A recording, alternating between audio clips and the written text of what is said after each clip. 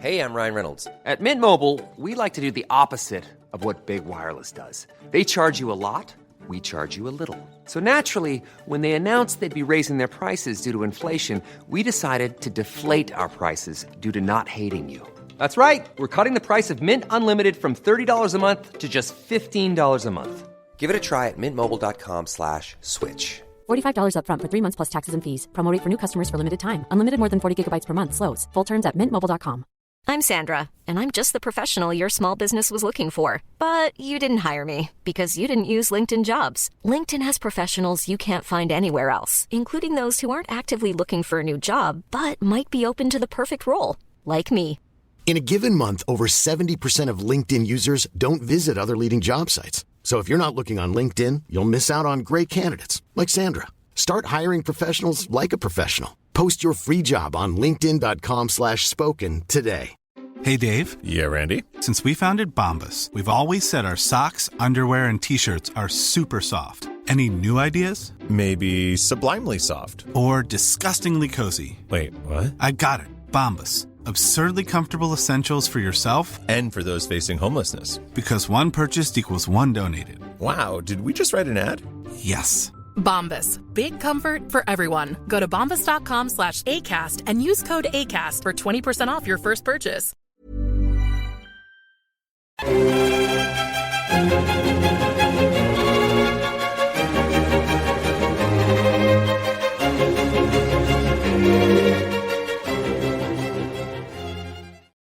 Hello and welcome to the Napoleonicist and the start of something quite exciting.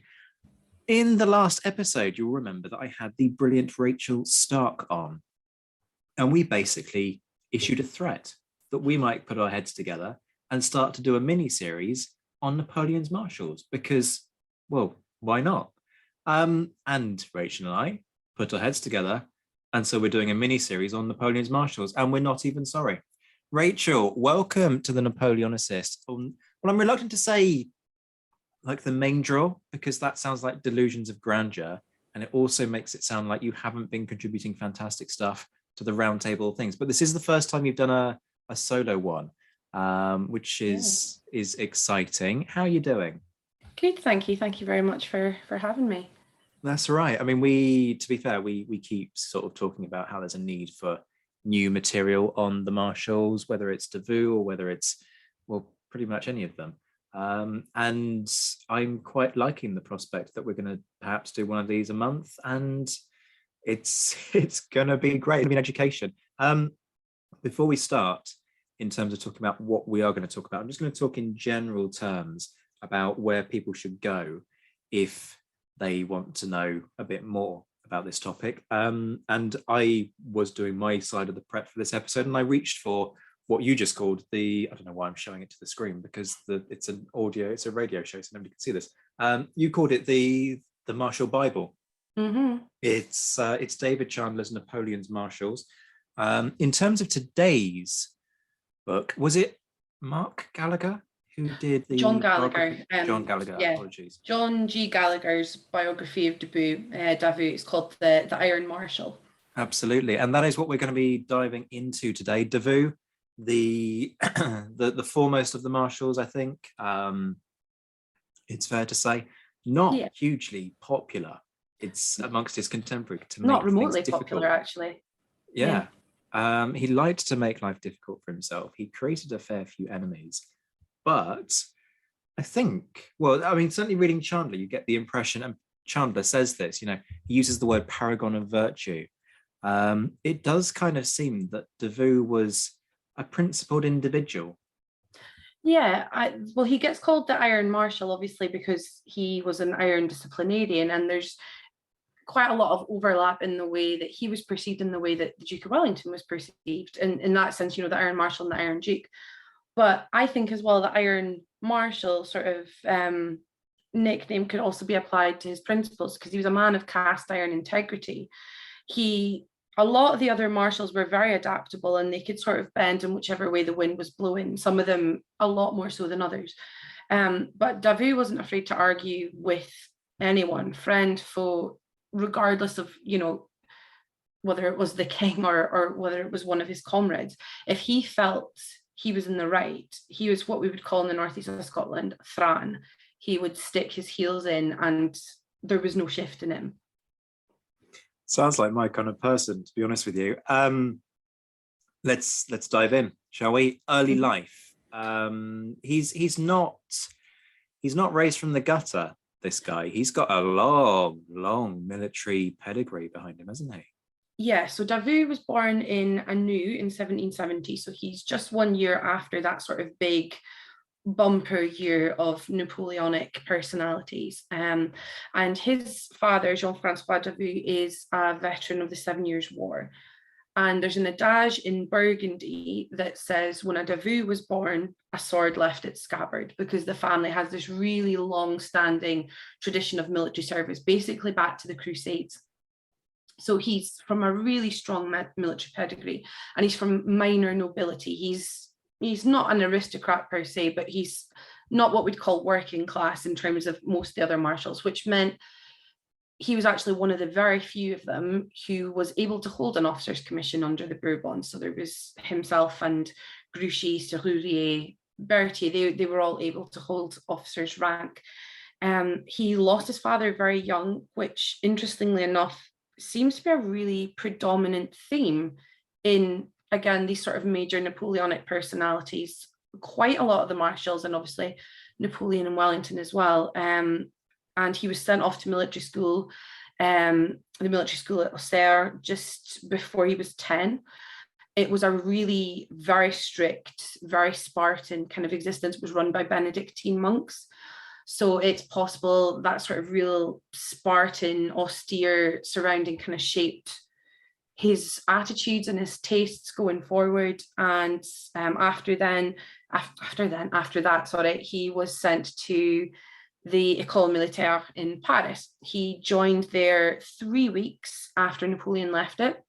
So they just narrowly sort of escaped being contemporaries. He seemed to be a fairly average student. There's certainly nothing that his tutors would have looked at him and thought that this was would be one of France's premier generals to come. He was noted for achievements in mathematics. He was a good mathematician, but otherwise considered a fairly normal student. Certainly no early flashes of brilliance, but he did not make friends easily at school or at any point in his life. He was very good at making enemies, not so good at making friends. Yeah, something I can sympathize with for sure. Do we have a sense of where that sense of principle comes from? Is it from his early life? Is it just something that he picks up along the way? Do we even know? There's very little on his parents. I know that his mother was imprisoned, and I'll come to that later on. Well, she wasn't imprisoned, she was arrested under the revolutionary government for corresponding with emigres, because she was reluctant to give up her friends. So there is that kind of sense maybe from there, but he certainly was. It sounds kind of a bit trite to say he was an honest man, but he was an honest man, and he had that sort of brand of honesty that he would have told you the truth whether you liked it or not, with little consideration of whether it upset you or not. But you could have relied on Davout to tell you the blunt, honest truth. Let's talk about military career pre-Napoleon then, because that's always important with these figures. You know, it's not as though, you know, Napoleon comes sweeping in and suddenly all of these people rise significance. What really surprised me reading over his career record is why he doesn't end up being on a par with Napoleon, because he does well. I think it perhaps becomes a question of quite simply patronage, and Napoleon being in the right place at the right time, and to his credit, exploiting those opportunities, but also exploiting the patronage system to a point where he's able to get just that little edge that keeps elevating him that bit faster. Because Davout's career it's complicated, partly because as we've kind of discussed it in the pre-show notes, you know, he has a complicated relationship with that revolution, which I'm going to leave you to talk about in more detail. But he's good, is basically what I'm saying. He's very, very talented. He's a very sound tactician. He's cool under fire, and he is never a general to throw men's lives away recklessly. And for that reason, he would butt heads with some of the other marshals, which we can discuss further on. But I think you're right in the sense that patronage definitely is an issue. And the one thing that Napoleon most certainly had in buckets that Davout didn't have was charisma. Napoleon could charm people. He was very good at talking them round, to his way of thinking and convincing them to take a chance. I mean, he could, turn people who were fairly anti-Bonaparte initially. He was very, very good at sort of just gradually getting them to turn their perceptions around. You didn't get that with Davout. If he didn't like you, he didn't like you. He really wasn't interested in your opinion, and you could basically sod off.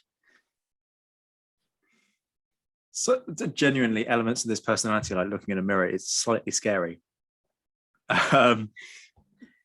Let's dig though. I mean, I've got to be honest, it's a long time since I did any significant reading on Davout before I prepped for this. And what struck me was the extent to which what he's doing is impressive. I mean, when I've forgotten the leader of the French army's name, when he switches sides to Dumouriez. Thank you. When he runs, it's Davout who goes after him. Yeah. And sure, he doesn't manage to capture him, but nonetheless, again, quoting he brings back his secretary, and he brings back Dumouriez's horse. And the only reason he doesn't bring back Dumouriez is because he managed to jump from his own horse onto to another soldier's horse and make his escape. So he certainly wasn't a coward. I mean, there was few of the marshals who you could level that charge at, but he certainly wasn't afraid to put himself in danger. He's a cavalryman, though, isn't he? Yes. And this is something that I'd forgotten, which is quite embarrassing. But it just struck me, particularly because I've done a lot of bashing recently of, to a lesser extent, Ney, but particularly Murat, who I have described as being particularly, practically brainless, which is an over-exaggeration, it's fair to say. Yeah, an opinion you share with Davout. I'll say that's a vindication then, right? But very different types of cavalry commander. We have this stereotype of the cavalry commander, don't we? Dashing, flamboyant, doesn't really stop to consider the position, just charges in. And perhaps that's, in fairness, that's an Anglo-cism, because the British cavalry has that kind of that problem during this period. But I think that's something that certainly tends to be leveled at Murat. To an extent, it's leveled at Ney. At Ney, that reputation for impetuosity. That impetuosity is not what you can say about Davout. No, Davout is the antithesis of the flamboyant sort of devil-may-care cavalryman. He joins the Royal Champagne Regiment even when he was 18 as a sous lieutenant. It was the regiment in which his father had served. It was the regiment his uncle had served in, and he did have a cousin there at the time. It was a very royalist regiment. When he joined, it was commanded by the brother of Madame du Barry. So very, very royalist pedigree there. And when the revolution breaks out, most of the officers are of royalist sympathy. There's a very, very small nucleus of junior officers who, like Davout, are very pro-revolution. But there was a lot of trouble with the cavalry regiments in that area at the time. And after a disturbance at Hayden, something like 50 veterans, some of who had 20 years service, were unceremoniously discharged, and Davout was beside himself with rage that veterans could be so cavalierly treated. And fully aware that he was a junior lieutenant of no particular great ancestry, he didn't have a lot of patronage, he didn't have a strong protector, writes this lengthy, vehemently angry letter to the government protesting in no uncertain terms how dare they treat soldiers like that. And in return, he gets his letter of cachet and imprisoned for 6 weeks at Arras. So he was definitely, from his earliest days, he was no royalist. And despite being of minor nobility, when the revolution comes, he's 100% all for it. it kind of stimulates him a very strong interest in politics and philosophy and social affairs. He does an enormous amount of reading, to the extent that his uncle actually wrote his note to Reign, "I despair of my nephew Davout. He will never be a soldier. He, instead of working on military theory, he occupies himself far too much with philosophers." So it just goes to show your family's not always right.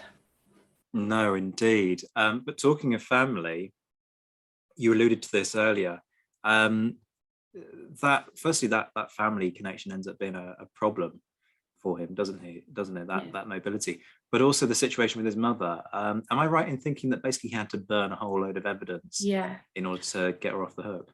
So after he has to leave the army for the second time, when the revolutionary government make it illegal for those of noble birth to serve, he arrives home to the family estate at Ravière, and very soon afterwards, his mother is served with an arrest warrant. And this is despite the fact his stepfather is a wholehearted Republican.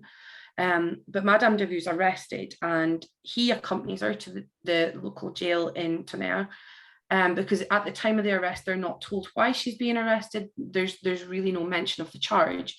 And when they get to the jail, Davout makes inquiries, and it turns out she is being arrested on a charge of conspiring with emigres, or corresponding with them at least. And she has been. She is keeping up with family friends who, under the guise of them having sold her some property and the correspondence being about the sale. But if it's discovered, she's 100% going to go to the guillotine.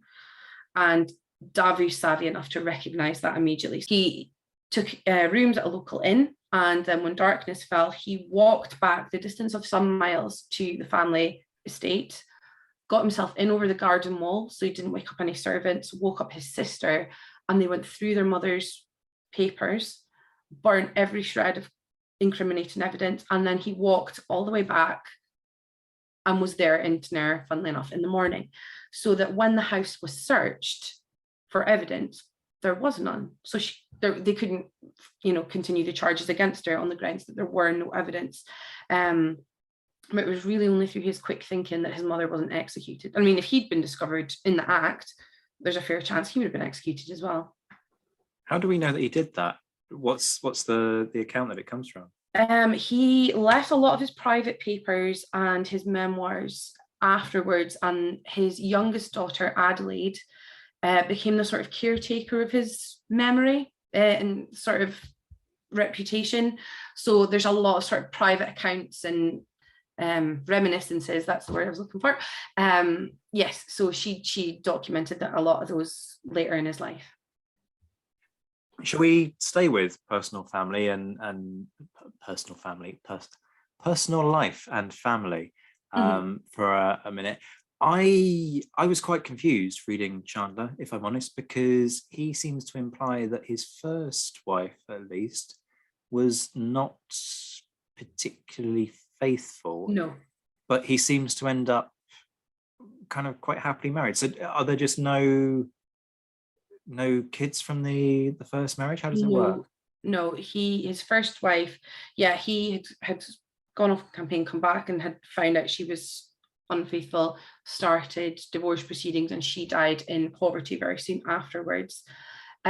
He did marry a second wife until his return from Egypt, when General Leclerc was very keen to see his youngest sister Amy securely settled, in the knowledge that he was soon to be sent off to Haiti on that sort of very ill-fated and ill-judged expedition. So he was keen to see Amy get settled. He initially had suggested Lan as a suitable husband for her, and she rejected the idea flatly because she found Lan uncouth. She was then introduced to Davout and decided she quite liked him. He liked her, and they were married in November 1801, which of course then made him Pauline Bonaparte's brother-in-law. Okay, yeah, it ends up getting quite kind of intermingled, so he was doesn't it? Sort of Napoleon's brother-in-law to the second degree, so to speak, because he was Pauline's brother-in-law, and that sort of draws him into the extended Bonaparte family, because initially Napoleon hadn't been very impressed with Davout when Desaix had introduced them prior to the Egyptian campaign. But, post Marengo, etc., things had changed, and on Davout's marriage certificate, in addition to the customary signatures from legal representation, it's signed by Napoleon and Josephine. So there's a real shift in Davout's status round about that time. He's become a very extended member of the Bonaparte family, but he benefits from that connection, definitely. But they have a point of disagreement, don't they, Davout and his wife? Yeah, Davout becomes an ardent admirer of Napoleon. Almost, he just borderline skirts just the edge of fanaticism. He is 100% Napoleon's man, loyal to a fault, but it does just, for me, sometimes skirt the edges of fanaticism. Amy Davout ends up resenting Napoleon because obviously her brother was General Leclerc, who would die in Haiti very young, and she never really forgave Napoleon for that. She also would become very, very fond of Josephine, and of course that would be an issue further on when she was divorced. But when Napoleon declared himself emperor, a lot of the marshals' wives were found positions for as sort of ladies of honor to the various female members of the Bonaparte family. And had she been offered a position with Josephine, she would have probably taken it. But Amy Davout was offered a position with Madame Mère, Napoleon's mother, who was not a pleasant individual by any means. I think she could be quite harsh and quite demanding, and Amy Davout turns it down on grounds of ill health.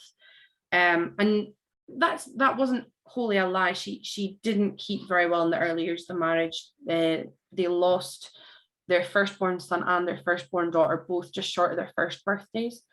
And she suffered, understandably, what we'd nowadays call depression. And she was very, very unhappy. And of course, soon to be Marshal Davout was away most of the time as well. So she was going through a lot of that on her own.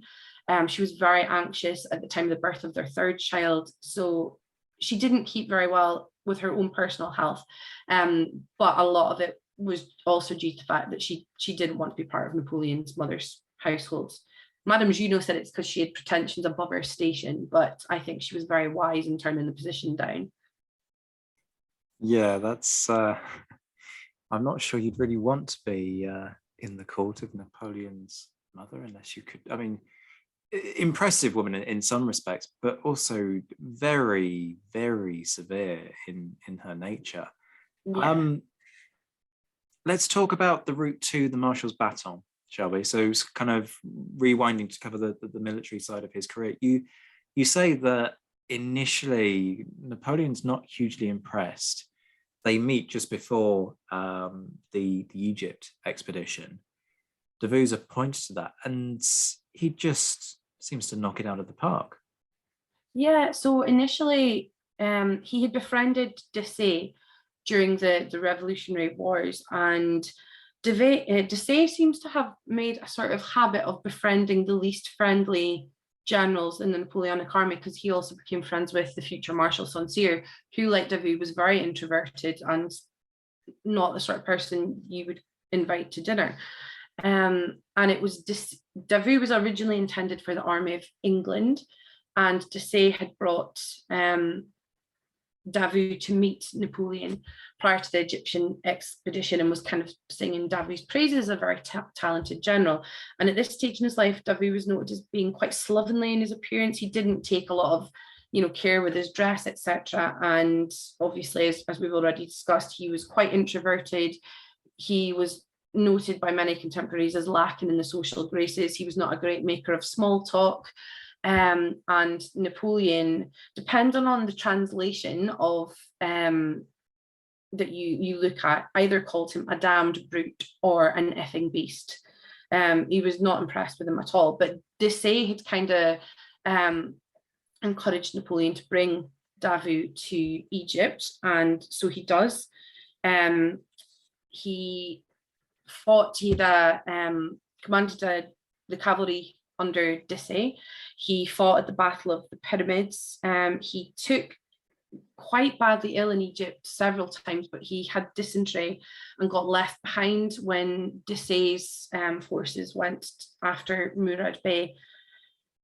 Also, again, in Egypt, kind of reared his head as very willing to clash with his superiors when necessary. He clashed really, really severely with Kleber, who tried to promote him to divisional general. Davout turned it down because he thought it was a bribe, because he was really resistant to evacuation after Napoleon abandoned the army, and eventually only put his signature to the paperwork when all other options were basically out.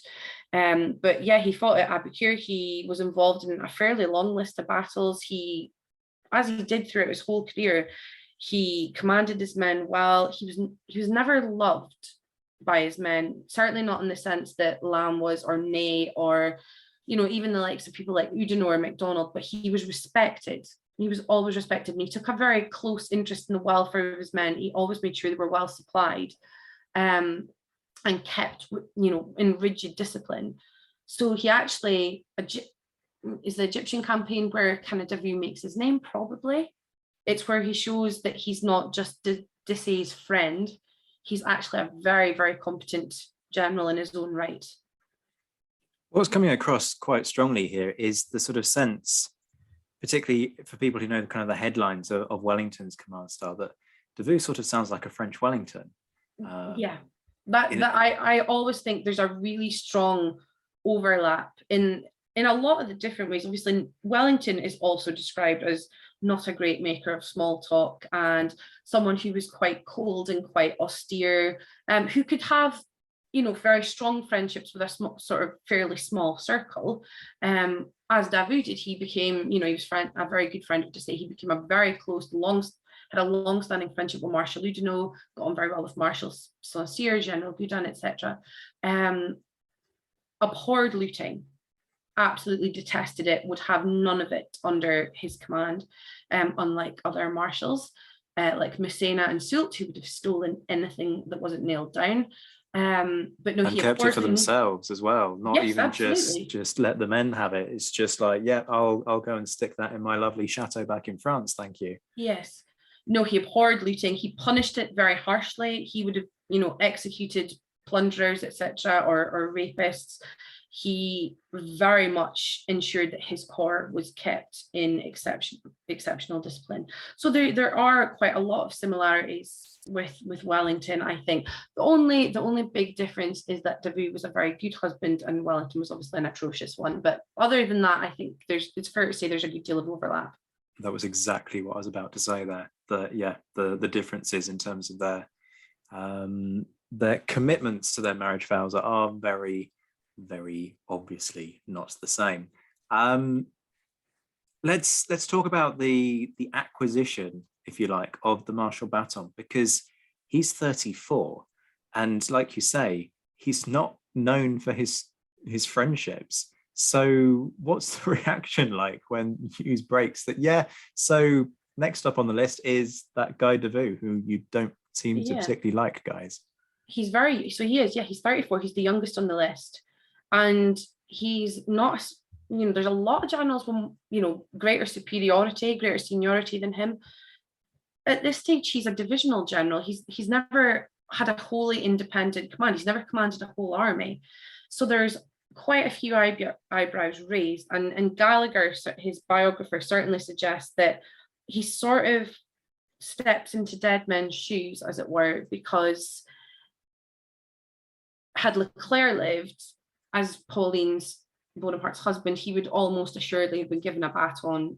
Murad, Caroline's husband, obviously did, and later acquired a kingdom. Dissay also would have been a very strong candidate for a baton as well. So he had connections to two very sort of much lamented generals from Napoleon's perspective. He generally did mourn the loss of Dissay and Leclerc. So as the sort of connection there as his sort of brother-in-law's brother-in-law. He has that sort of very faint but family connection nonetheless. Now, some people slightly more generous say that this was an example of Napoleon's great foresight and that he identified in Davout this sort of great general of French history. But I think it's slightly more likely that it was because he didn't have maybe many great supporters, but he did have two very strong connections, and to generals who Napoleon mourned. And when he lost men, Napoleon was capable of being very sentimental about it, and so I think he sort of got a baton in lieu of Desaix or Leclerc. Yeah, it's a curious one, isn't it? That fact that Davout goes on to do such remarkable things, and it's worth saying that 1804 onwards is almost kind of like the coming of age of Davout, particularly 1804 to, I mean, he's not in the 1815 campaign, but the 1804 to 1813, he really shows his quality. Okay, there's an interlude actually during the Russia campaign, which we'll talk about, where he doesn't do quite so well. But nonetheless, it almost, it's hard to pinpoint it, but there's almost this sense that nod that he gets empowers him to do more, because it's worth saying, this guy becomes a student of his field, as well as being a workaholic, and we should probably talk about his work ethic. He does take the time to sit down and learn his craft properly and study, the big military names of history. So for all that his family might have kind of scorned him for having spent too much time focusing on philosophers earlier in his life, he does turn to the history books in time.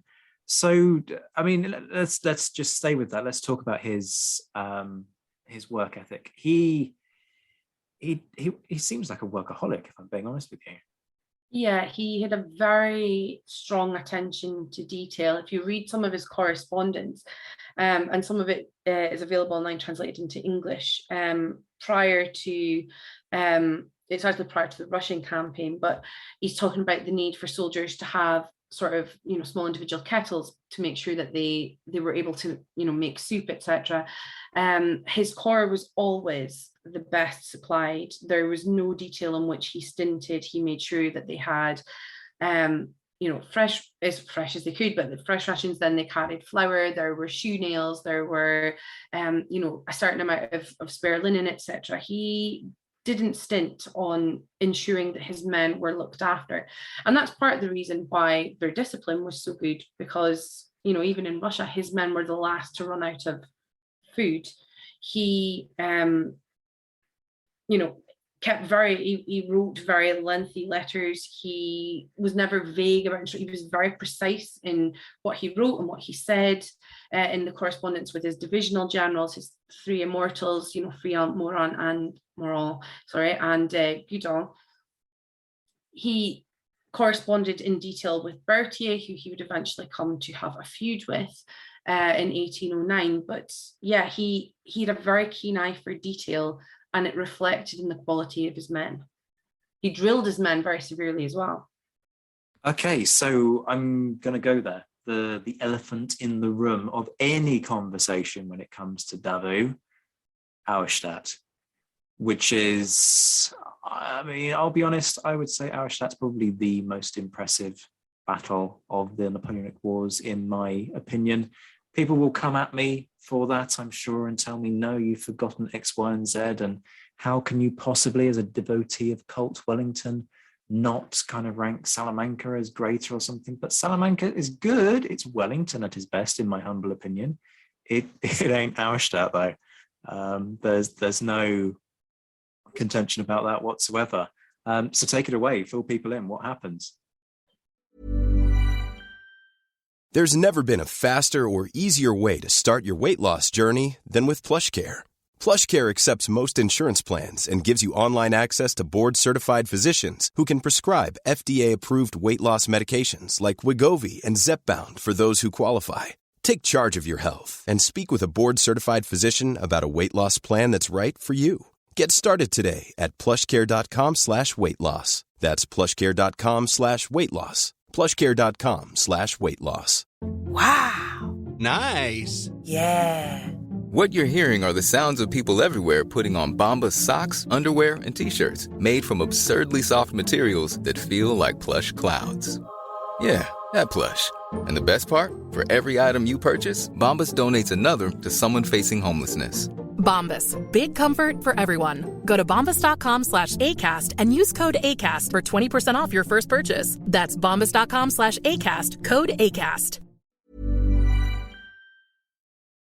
Yeah, so Napoleon has every intention of bringing the Prussian forces to battle at Jena and stations Marshal Davout and by this point then Marshal Bernadotte as well, with a view to cutting off the Prussian retreat when and if necessary.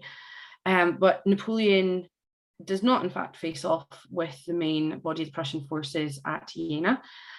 Davout runs slap bang into them at Erstadt, and he has the Third Corps, who, as I've mentioned, were in exceptional condition, well supplied, very, very well drilled, but he has got 28,000 men to the Prussians' 63,000 men. So it's odds of 2-1 and then some. And his men withstand heavy, heavy fire. There's a huge amount of casualties by the end of the day, but they do withstand it. And he keeps his men's morale up. He encourages them through, well, depending on which school of thought you belong to, Marshal Bernadotte does not turn up, either from some people's point of view out of sheer spite because he and Davout hate each other, or, which I'm more inclined to, there's a bit of vagary in the orders issued prior to the battle, and the simple fact is he's not aware of where he needs to be. But there's a lot of contention about that, and Napoleon in hindsight said he would have had Bernadotte shot, but I don't think it was necessarily a deliberate or spiteful decision. Not one that necessarily reflects well on him, but I don't think it was out of spite. Which leaves Davout's corps, single corps, on its own, facing more or less the main Prussian army. And Gudon's division in particular takes a hell of a pounding, but they hold, and then he orders a decisive attack forward, and they rout the Prussian forces. This is going on simultaneously to the battle at Jena, and Davout sends his aide-de-camp to Napoleon basically to account what's happened, and Napoleon is in disbelief. He actually says to the ADC, "Your marshal must be seeing double," because Davout wore glasses. And it's not until actually later on when they verify that the battle has indeed taken place, and it has indeed been the fact that, Davout has faced off with the whole Prussian force, that he writes to Murat. Davout has had a superb affair. He alone has battled 60,000 Prussians. And he writes back to Davout in the most glowing of terms and sends a proclamation to the Third Corps. But it's interesting that for all that sort of effusive praise, and of course Davout would go on to become the Duke of Erstadt, when the bulletin was published after Jena, there's about 5 lines about Erstadt. And the way it's phrased very sort of carefully suggests that Davout simply had performed well on the right of the battlefield. It's not phrased as being 2 distinctly separate battles. And I know we'll make the episode ages ago where we debated what was, Napoleon's best battle. I mentioned that he didn't give out victory titles for the battles he thought were his best. And he almost, didn't want to share the limelight of Jena. Davout performed well on our right, but rather than saying, there's been a victory at Jena, there has been an even more impressive victory at Erstadt, he retains the sort of main celebration for himself. And it's only really after the fact that Davout was rewarded for it. Oh, Napoleon. Just when there are moments when you start to think, well, maybe am I just a tiny bit too harsh on the guy? And then you come across a little pearl like that and you just think, no. I mean, look, it's classic of the man, isn't it? Master of propaganda. It's what you'd expect. But yeah, no, that's not That's distasteful, I think, given the scale of, because it's worth saying Napoleon thinks he's facing the main Prussian army, and he's not. It's all about Davout. And from what I remember of Jena, sure, it goes Napoleon's way, but it's not. The imbalance of the forces are such that you would have expected it to be over faster and more decisively on Napoleon's side. Is that fair? Yeah, Jena's a bit rusty. French historian whose name's gone right out of my head. It's Francois Guy somebody. His last name begins with an H. He summed up, he said, at Jena, Napoleon won a battle he could not lose. At Erstadt, Davout won a battle he could not win. And, you know, and when you look at the balance of the numbers, that's exactly right. Then if you purely speculatively, if somebody put those numbers in front of you and you said who's going to win, of course you would say the Prussians. It was just, you know, against outstanding odds. It really was. And Davout's also one of these who keeps playing quite key roles in a number of the subsequent battles. I mean, let's take Austerlitz. I don't want to steal your thunder here, but let's talk Austerlitz. Yeah. He very often ends up holding the French right and does so successfully. So Austerlitz, as much as we say Austerlitz is Napoleon's triumph, and you know, of all the marshals, Soult was maybe the most central. Realistically, it was Davout's men marched 78 miles in 48 hours, because obviously Napoleon wanted to underplay the perception of how much forces he had, how many men he had, and sort of bait the allies into a trap, which of course he very successfully did, and it was Soult who smashed the center. If Davout hadn't turned up on time to hold the right, Austerlitz doesn't happen. Well, it would happen, but Napoleon certainly wouldn't have won. The army's going to be enveloped, they're going to lose. And so the third corps, as I say, 70 miles in 48 hours, and he still holds the right impeccably. That's a reflection on his work ethic, his discipline of his men, and the quality of the third corps as well. You've literally taken the words right out of my mouth, because what you have there, that ability to march that far, that fast, and then fight successfully. I mean, we talk about Crawford doing an equivalent. He moves his light division something like 50 miles, I want to say, in the space of a couple of days in order to try and get them to Talavera on time, but doesn't succeed. And we go, you know, Crawford, remarkable achievement there.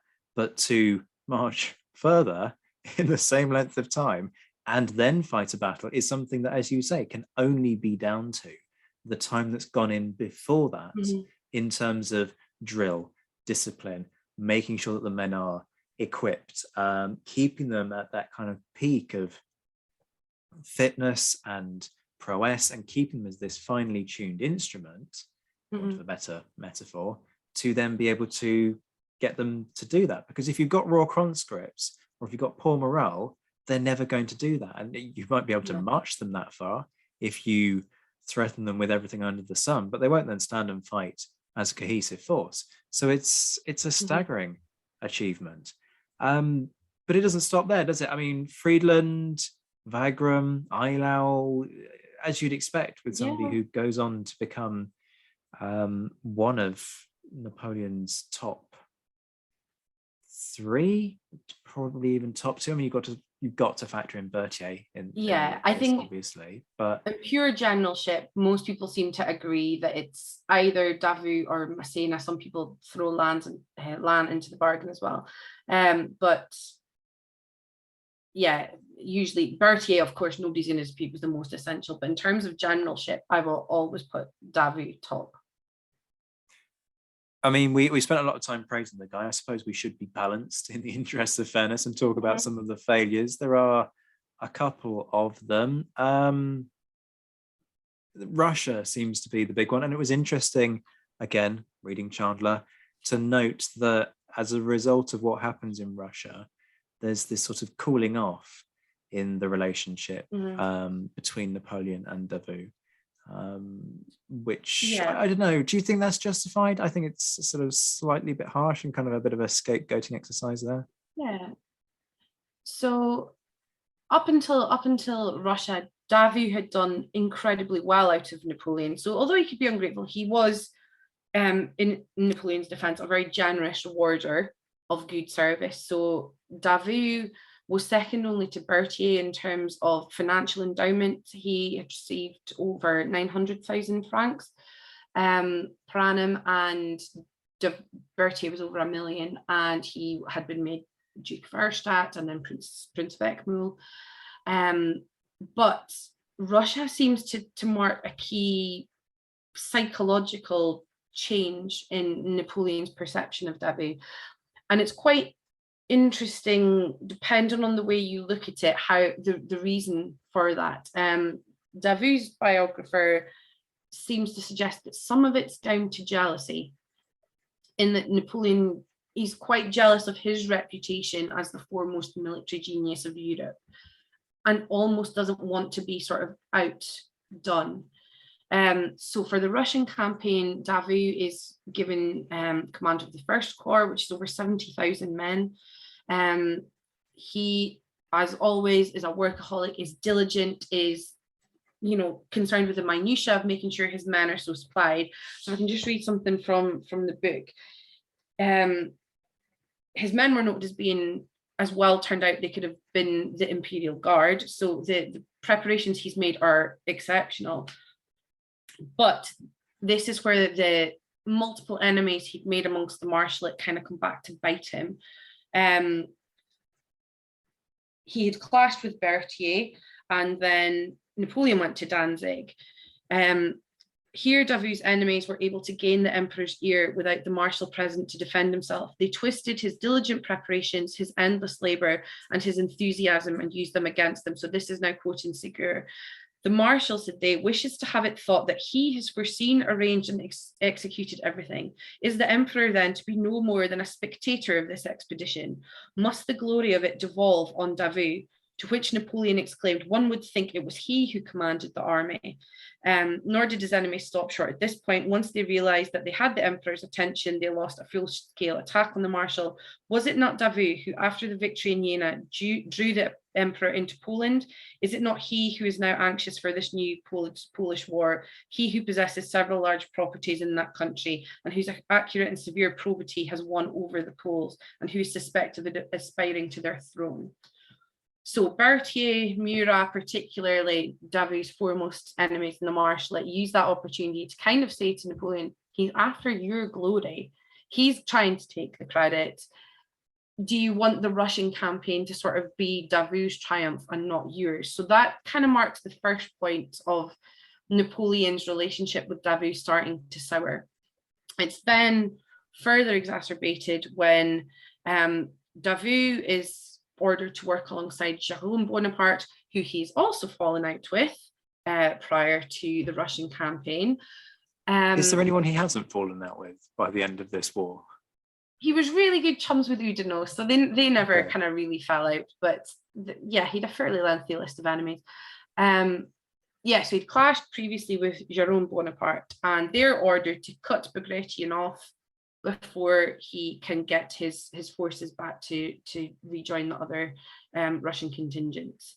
Davout is where he's supposed to be, does what he's supposed to do with sort of pinpoint accuracy, and Jérôme Bonaparte, who should never have been commanding any military force, agreed, because he had not the competence or the wherewithal to do so, kind of shuffles his feet and dilly-dallies and complains about the roads, and it's not his fault, his men aren't well enough supplied and the roads are really bad.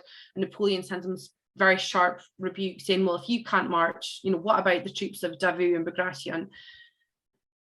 But he issues Davout with an order saying, if the two forces, his and Jérôme's, should unite, Davout can take command. And sensing that Bagration's about to slip slip out of the trap, Davout sort of prematurely takes command, at which point Jérôme Bonaparte flounces off in a huff and refuses to serve under Davout. And although Napoleon reads his brother the riot act, he also blames Davout for it, because he says he sort of jumped the gun. If he, hadn't been too quick at taking command, they might still have trapped Bagratión's forces, and was he so ambitious to be the main commander, etc. So he kind of holds him to fault as well, which I would argue unfairly. If he hadn't put his useless brother in command of a corps instead of a talented general of whom he was not short, it might have been a different story. But then, just to continue the sort of pattern of falling out with everybody, Davout then clashed with Murat, who he'd never liked, who he'd always thought was basically an idiot. And they quarrelled in front of Napoleon, who took Murat's side and actually detached some of Davout's divisions to give them to Murat. I bet that went down well. As far as Davout was concerned, Murat was reckless. He did not take enough care of his men's lives. He did not think things through. I mean, none of which is inaccurate. And had basically said, look, you can destroy your own corps if you want. You can throw away the cavalry to suit yourself. You will not do the same to my men. But Napoleon took Murat's side. And so whether or not it's true, some say that it took a fair amount of intervention, only with the intervention of several other officers, that Davout and Murat were persuaded not to fight a duel. But I'm not sure how accurate that is. I've not seen it mentioned elsewhere. But then came the retreat. Davout was initially made the rear guard, but General Pelleport had stated in his memoirs, "We generally complained about Marshal Davout. He was too methodical for an irregular retreat. He was blamed for stopping too often, for manoeuvring before the Cossacks and not doing the devil's part.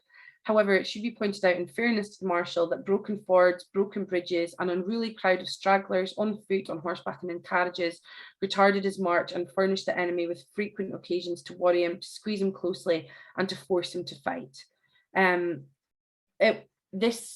Davout doesn't really lose battles throughout his career in this sort of standard sense of what we could call a failure. But he's deemed too slow to be a rear guard. And at one point his baggage is captured. So Davout's baton is in Russia. And eventually Ney is sent by Napoleon to replace him.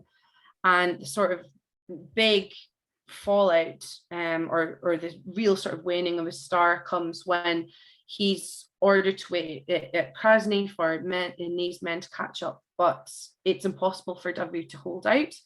And for a time, Ney and his corps is presumed lost. So Ney and 6,000 men. And Napoleon and Berthier find a very convenient scapegoat in Davout for not marching back. And it would have been suicide. It would have been throwing away not just Davout, but also his men. Certainly he and Ney had words about it afterwards. Davout tried to explain himself and Ney had said, well, God can be your judge. But yeah, by the end of Russia, Davout's not Napoleon's he's not in the inner circle anymore. And that's maybe reflected in the fact that he's then sent to Hamburg. He's not given active commands for the majority of the rest of the Napoleonic Wars. He's tied up in Hamburg when, despite being demonstrably Napoleon's one of his most successful generals, his talents are wasted. He was also a superb administrator, there's no doubting it, but he's kept out of the way when he would have been considerably more useful than some of the other commanders. The factional infighting between the marshals never fails to astonish me in terms of just what a monumental case of shooting themselves in the foot that represents. Yeah, they were atrocious cooperators. They really were. And this is the big bugbear in Spain, that better cooperation between the marshals would quite likely have created a strategic situation that Wellington couldn't have overcome.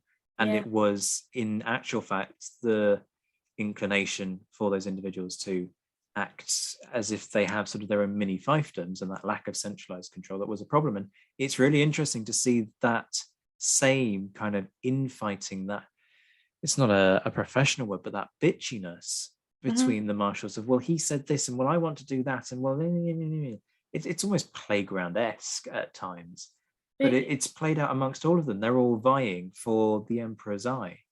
Yeah, I mean, I know you see it in other periods of history as well, when you have one sort of big centralized figure, the sort of inner circle are all jockeying for position. But I mean, Napoleon abhorred dueling. If he hadn't, and had he permitted intermartialate duels, there would have been significantly less marshals by the end of the Napoleonic Wars, because they would have had it off each other. Yeah, there's no disputing that. I can well imagine that Murat would have been foremost amongst those as well. Let's talk about Hamburg. Napoleon himself said that it would take him 10 years and what was it, 40 million francs to make Hamburg defensible, and then he just goes to Murat, good luck.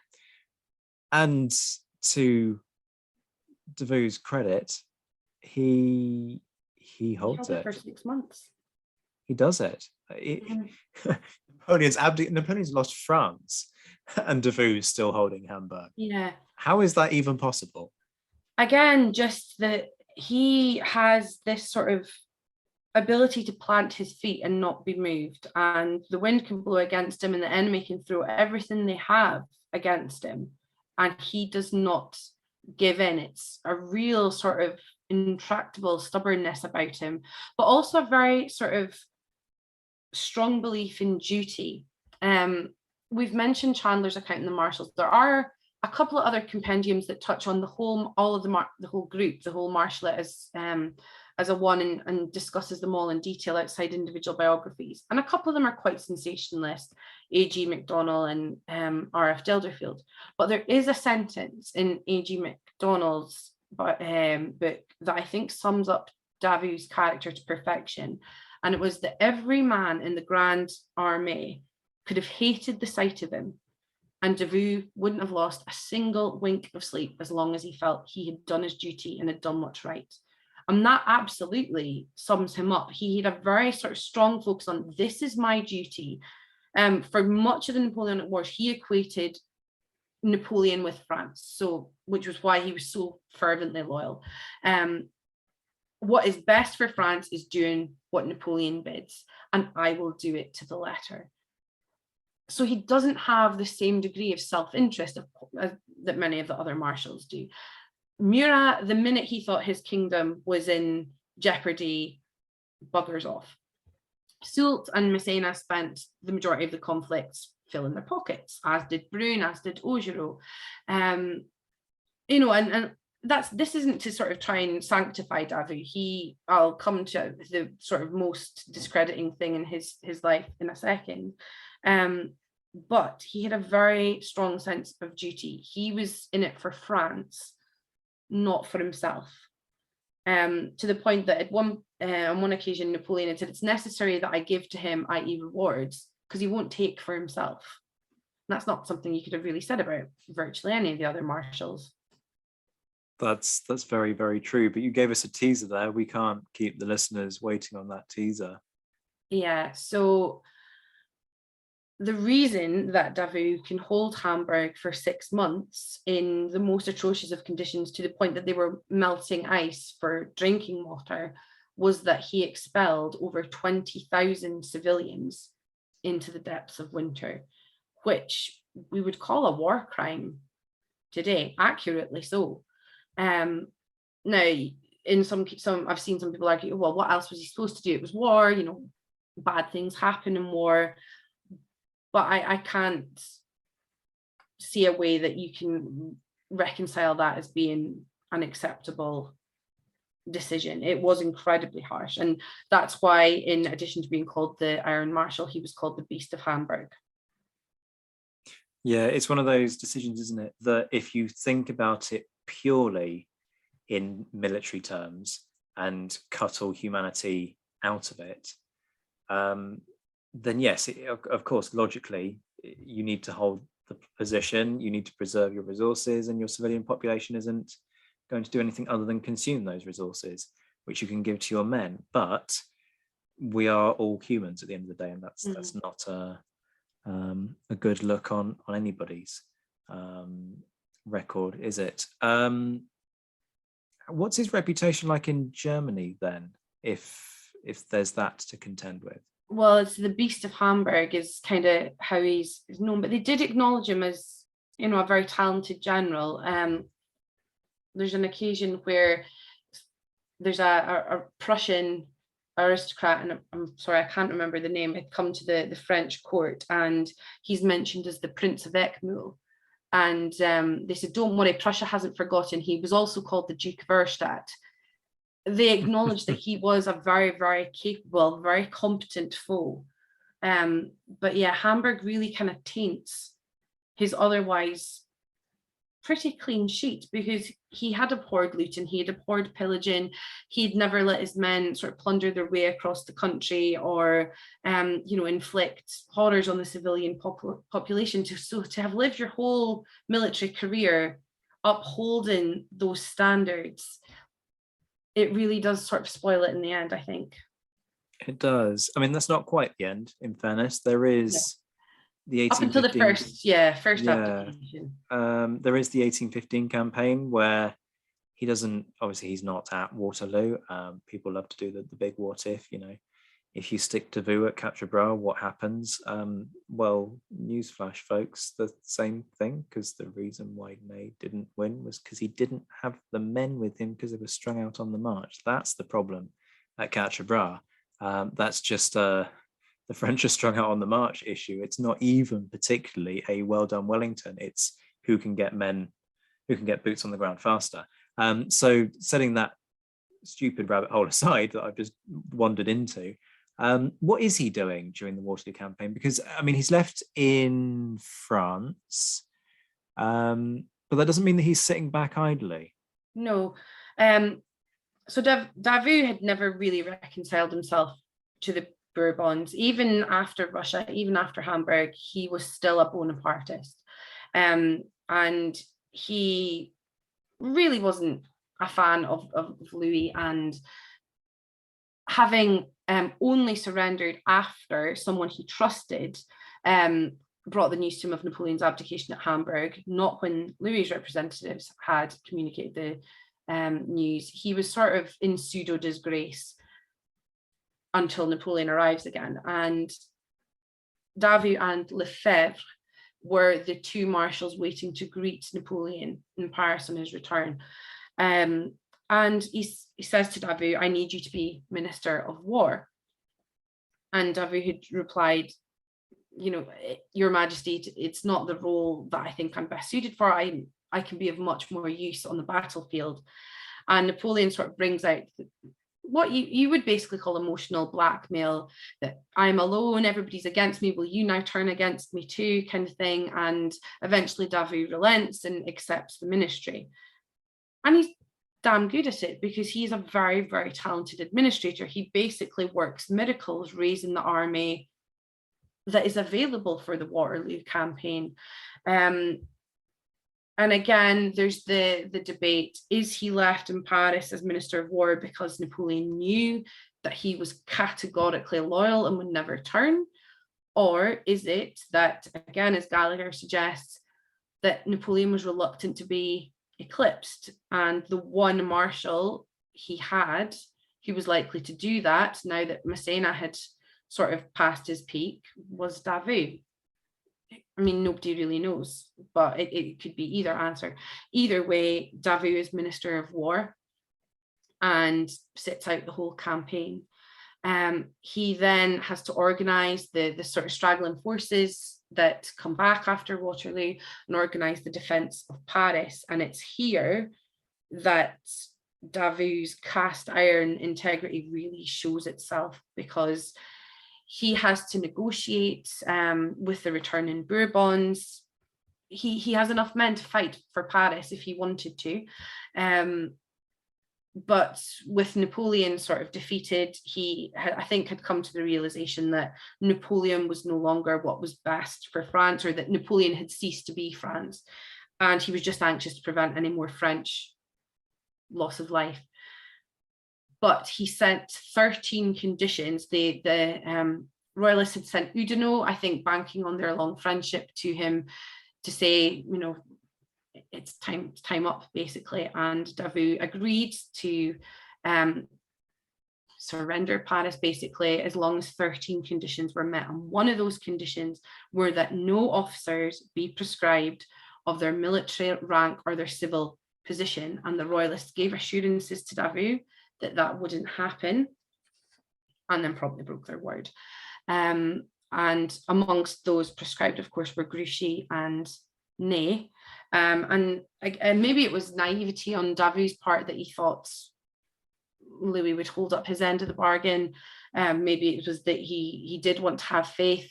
Who knows? But either way, he was absolutely beside himself with rage again, and had written to say, I can see Grouchy's name and Clausel's name, etc. on this list. You'd better swap it for mine, because they were doing what I instructed as Minister for War, hold me accountable.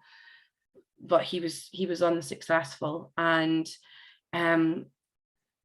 was called as a witness for the trial of Ney, who he had tried so hard to convince to take a military court-martial, but Ney was his own worst enemy when it came to this last stage of his life. He wouldn't be advised. He had been offered papers and a passport to escape. He turned them down.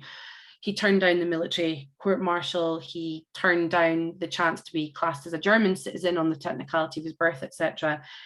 And there really wasn't anything Davout could have done to save him. But he turned up at the trial and was called as a witness and said, these men were under my command, and I would not have surrendered Paris had I not believed they would be, had I, not believed they would have been treated fairly.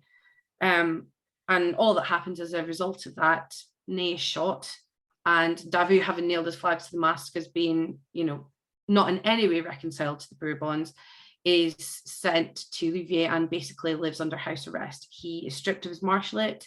He is stripped of his titles. He is stripped of his salary.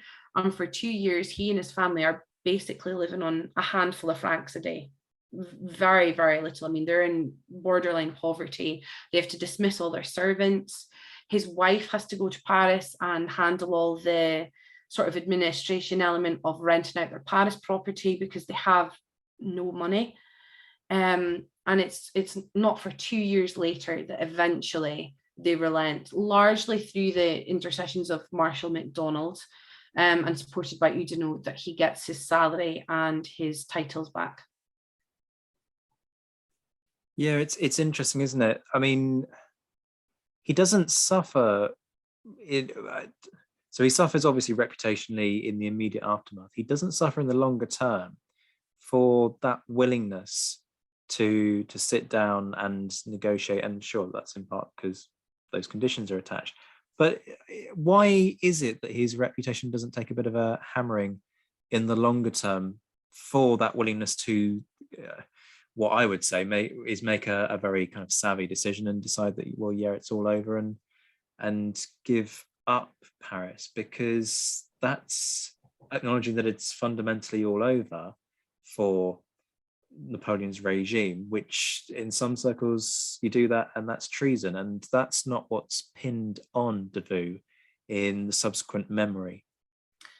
He is attacked from some quarters. He's noted as having abandoned the Napoleon, and of course Napoleon on St. Helena says, I thought Davout loved me, but he loved only France, and he was just like the rest of them. He'd been given titles and wealth and was out to protect what he'd been given, although he then later changed his mind and called Davout one of the purest glories of France. So he was very changeable in his later years.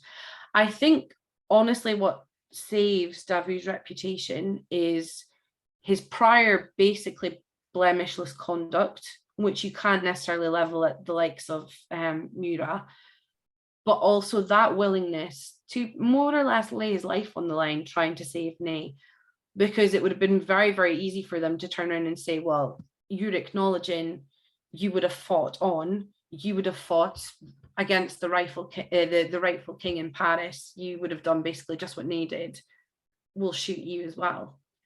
It would have been very, very easy to talk himself against, a wall and have a firing squad in front of him. But he never stinted, he never hesitated. He did what he thought was right. Do we know what his wife made of that?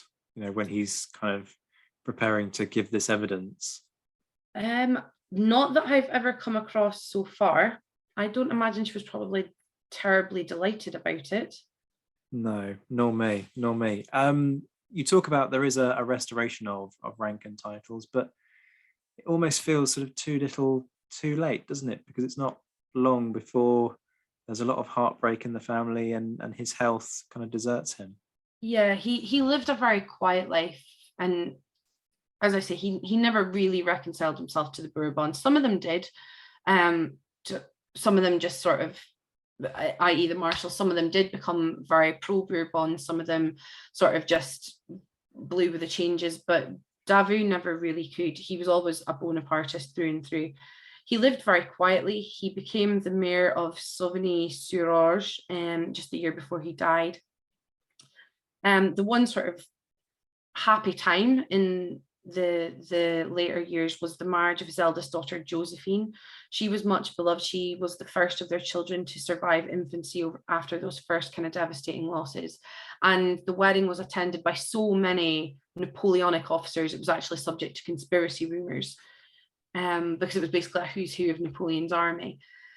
But that kind of joy turned to tragedy very, very quickly. Within a year, she had died of complications of childbirth.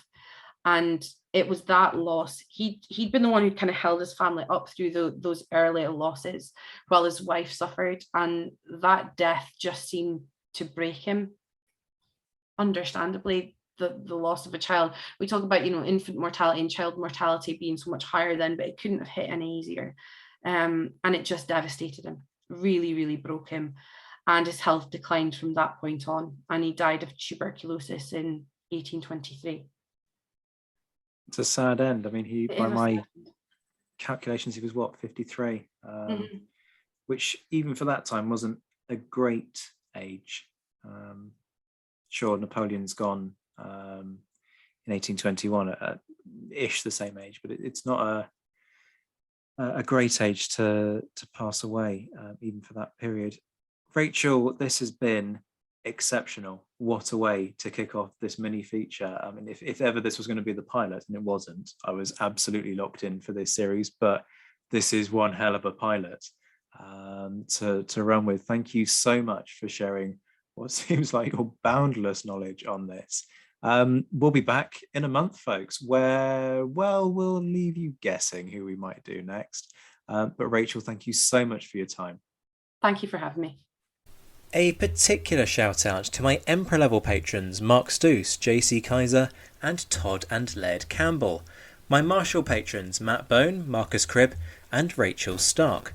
My Commander patrons John Haynes, Ger Brown, Liam Telfer, Jane Davis, Bob Burnham, Andy Meakin, Michael Guest and Graham Swidenbank.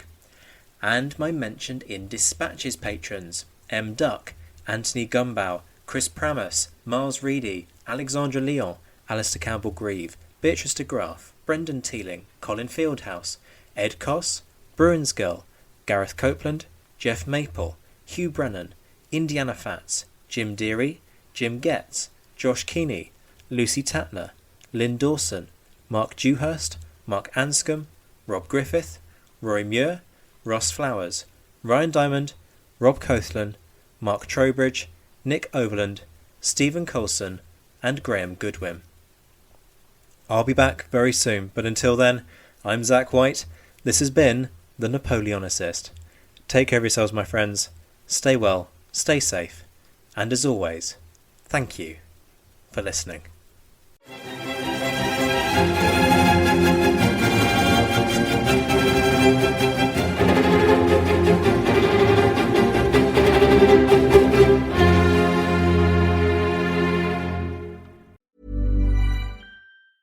Hi, I'm Daniel, founder of Pretty Litter. Did you know cats tend to hide symptoms of sickness and pain? I learned this the hard way after losing my cat, Gingy. So I created Pretty Litter, a health monitoring litter that helps detect early signs of illness by changing colors, saving you money and potentially your cat's life. Pretty Litter is veterinarian developed, and it's the easiest way to keep tabs on your fur baby's health right at home. Go to prettylitter.com and use code ACAST for 20% off your first order and a free cat toy. Terms and conditions apply. See site for details.